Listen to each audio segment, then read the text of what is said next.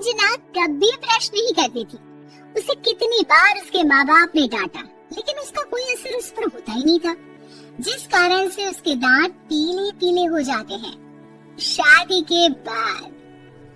अरे बहू, वैसे तो तुझ में कोई कमी नहीं है, पर तेरे दांत इतने पीले कैसे हैं बेटा? कैसे मतलब? कोई सर्जरी थोड़ी ना कराइए। वो तो क्या नाम, मैं ब्रश नहीं करती थी तो पीले हो गए। अब क्या करूं?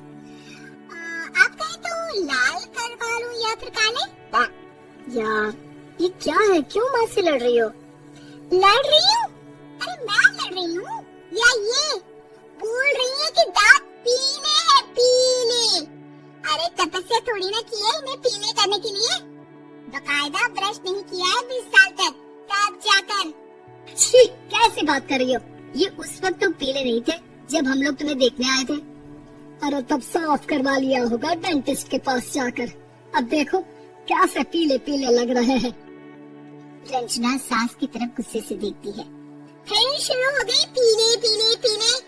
अरे पीले तो तब भी थे जब मेरे हाथ का रसगुल्ला उड़ा उड़ा कर खा रही थी और बोल रही थी, लड़की नहीं गुणों का खजाना दे रहे भाई साहब।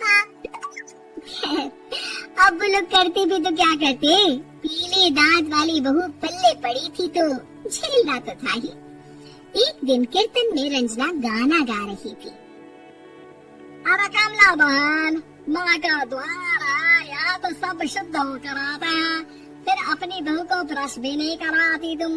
दूर से पीले पीले दांत भक्ति में बाधा उत्पन्न कर रहा है। अरे कोई 2 साल के बच्चे थोड़ी ना लेकर आई हूँ मैं बहू बनाकर। अच्छी खासी लड़की है, अरे कैसे करवाऊं ब्रश? ये तो उसे खुद करना चाहिए ना। अब माँ बाप तो इसके जैसे तैसे निपटा दिए, ये नहीं सोचा कि सास कैसे संभालेगी। सास बहू को लेकर घर आ जाती है, लेकिन सोच लेती है कि अब इसे लेकर कहीं नहीं जाएगी।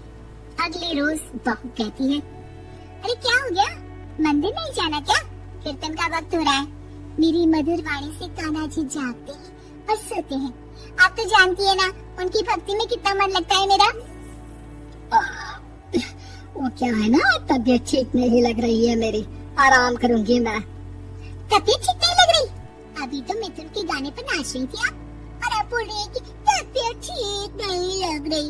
अरे भक्ति में मन लगा लो सासू माँ, ऊपर जाना है, क्या मुँह दिखाओगी आप? हाँ? सास को बहू की बात पर गुस्सा आ जाता है। मैं क्या मुंह दिखाऊंगी, इसकी चिंता तो ना कर, समझी? अपने मुंह की चिंता कर, जो ये पीले पीले दांत लेकर हर जगह पहुंच जाती है। पता है लोग कितना मजाक बनाते हैं। ना जी ना, मैं नहीं जाना कहीं तेरे साथ।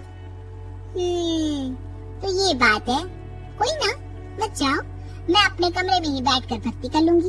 ऊपर वाला दांत थोड़ी ना दिखता है, मन दिखता है, भावना दिखता है। और अरे बस तू सब कुछ दिखा, बस ये सफेद चमकदार दांत ना दिखाना किसी को, है? जा यहाँ से। बहू को सास की बात का कोई फर्क नहीं पड़ता, वो तो जैसी थी वैसी ही रह जाती है। सुबह नहाकर किचन में खाना बनाना, फिर खाना खाना, कीर्तन भजन करना और सो जाना। एक दिन, माँ जी मैं सहेली के घर जा रही हूँ, शाम को लेट आऊंगी। हाँ तो जाना, मैंने कौन सा तेरी आरती करनी है घर पर बैठकर। रंजना सहेली के घर जाती है, जहाँ वो पार्टी में जाने की तैयारी कर रही होती है। अरे शिखा, कहाँ जाने की तैयारी कर रही है? मैं गलत वक्त पर आ गई क्या? अरे नहीं यार, उल्टा सही वक्त पर आई है। मैंने ये साड़ी और ज्वेलरी निकाली है यार, शाम को इनके ऑफिस की एक पार्टी में जाना है। बताना कैसा लग रहा है ये सब? नहीं यार, इस ड्रेस के साथ तो वो वाली ज्वेलरी अच्छी लगेगी। हाँ सही बोल रही है, मैंने ध्यान ही नहीं दिया। वैसे तो हमेशा से मस्त फैशन सेंस रखती है, तो बड़ा जाती होगी ना पति के साथ पार्टी में। रंजना कुछ नहीं बोलती, बस सोचती है कि यार काश ये बात सही हो जाती, पर मैं क्यों नहीं जाती पार्टी में? क्या इन लोगों की कोई पार्टी होती नहीं होगी? रंजना घर आती है और रात में पति से सवाल करती है, एक बात बताइए, आप मुझे किसी पार्टी में क्यों नहीं ले जाते? क्या आपके यहाँ ऑफिस में पार्टी नहीं होती? पति बेचारा क्या कहता कि दांत पीले हैं तुम्हारे इसलिए। अरे कोई पार्टी होती नहीं हम लोगों के ऑफिस में, तो कहाँ से लेकर जाऊं? और मार्केट, मॉल, कहीं वीकेंड घूमना, कहीं तो। अरे यार, सारे हफ्ते में एक छुट्टी मिलती है, तो सोचता हूँ कि आराम ही कर लूं। क्यों? रंजना मन मार के रह जाती है। पहले कभी सास के साथ मंदिर जाया करती थी, लेकिन वो भी सास ने ले जाना बंद कर दिया। घर बैठी बैठी रंजना बोर हो जाती है। तभी उसे आइडिया आता है और वो मायके जाने का सोचती है। सासू माँ, 2 दिनों के लिए मम्मी के घर जा रही हूँ। अच्छा अच्छा ठीक है, आराम से जा। और हाँ, माँ से कुछ अच्छी आदत सीख कर आना कि कैसे शरीर के हर भाग की तरह दांतों की सफाई भी जरूरी होती है, समझी? शुरू हो गई ना आप? वो लोग आपकी तरह नहीं है कि छोटी छोटी बात का बतंगड़ बना दे। उन लोगों के लिए मैं मायने रखती हूँ, ना कि मेरे पीले पीले दांत। रंजना माँ को बिना बताए उन लोगों को सरप्राइज देती है, लेकिन जैसे ही वो दरवाजे पर पहुँचती है, अंदर देखती है कि घर वाले कहीं जा रहे होते हैं। अब माँ, काश रंजना दीदी के दांतों वाली प्रॉब्लम नहीं होती, तो वो भी हम लोगों के साथ चलती ना बुआ जी की बेटी की शादी में। हाँ बेटा, लेकिन अब उसे कौन समझाए कि उसको उसके पीले दांत नहीं दिखते, लेकिन उसके आसपास के लोगों को कितना एम्बैरेसिंग फील कराते हैं।